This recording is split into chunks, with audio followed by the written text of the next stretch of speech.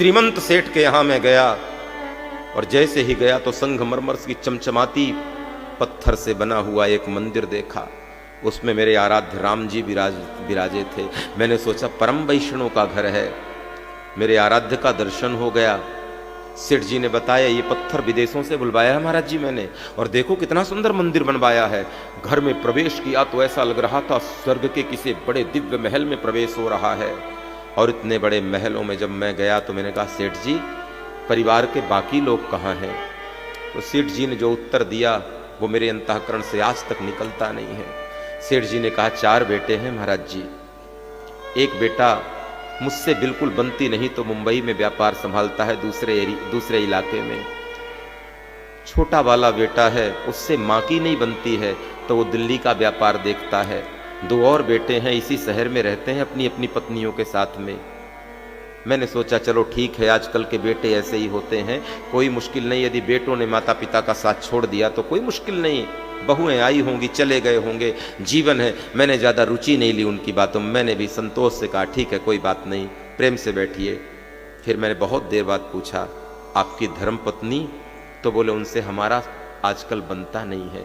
इसी भवन में ऊपर वाले हिस्से पे वो रहती हैं और नीचे वाले हिस्से में हम रहते हैं। मैंने कहा क्या जीवन है, बेटे से बनती नहीं, बहुओं से बनती नहीं, पत्नी थी जो जीवन संगनी थी उससे भी बनती नहीं। उस घर में जिस घर में बेटे बहू ना साथ में रहे हों, पति पत्नी ना साथ में रहते हों, उस घर में राम जी का मंदिर बनने का कोई जरूरत नहीं है। क्या करेगा वहां राम जी का मंदिर? राम जी भी बैठे बैठे आंसू बहा रहे होंगे।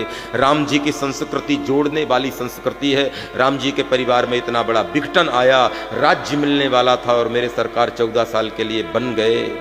सीता के हाथों की मेहंदी का रंग भी फीका नहीं पड़ा था, पैरों का महावर भी नहीं छूटा था और सीता 14 साल के लिए वनवास चली गई। लक्ष्मण सेवा में उनके पीछे चले गए। चारों भाइयों ने अयोध्या की राजगादी को ठोकर मार दिया, लेकिन न सुनैना ने कभी कौशल्या से शिकायत करी, न जनक जी ने कभी राम से शिकायत करी। पूरे परिवार को बांधने की संस्कृति ही राम की संस्कृति है प्यारे। राम की पूजा करते हो, कृष्ण की पूजा करते हो तो परिवार के संग खड़े रहना, परिवार को साथ लेकर के चलना प्यारे। यही जीवन है, यही रामणीय सभ्यता है। टूटे हुए परिवार के साथ तुम उन्नति तो कर सकते हो, अलग होकर परिवार से तुम भौतिक प्रगति तो कर सकते हो प्यारे, लेकिन एक दिन एक अवसर आएगा जब भौतिक ऊर्जा से तुम्हारा मन तृप्त हो जाएगा। भौतिक वस्तुओं से, भौतिक पदार्थों से, भौतिक साधनों से तुम तृप्त हो जाओगे और तुम्हारी आंखें तलाशेंगे किसी अपने को जिसके पास बैठकर थोड़ा तुम 2 बातें करके मन हल्का करोगे। और जब तुम्हारे पास कोई अपना न होगा तो तुम्हारे भौतिक पदार्थ तुम्हें शमशान की सामग्री की तरह लगने लगेंगे, बेकार लगेगा सब। इसलिए जीवन में धन चला जाए मत रोना, वैभव चला जाए मत रोना, लेकिन प्रयास करना परिवार तुमसे दूर न चला जाए प्यारे। तुम्हारा घर न टूट जाए, तुम्हारे बेटे बहू नाती पोते तुमसे अलग न हो जाए।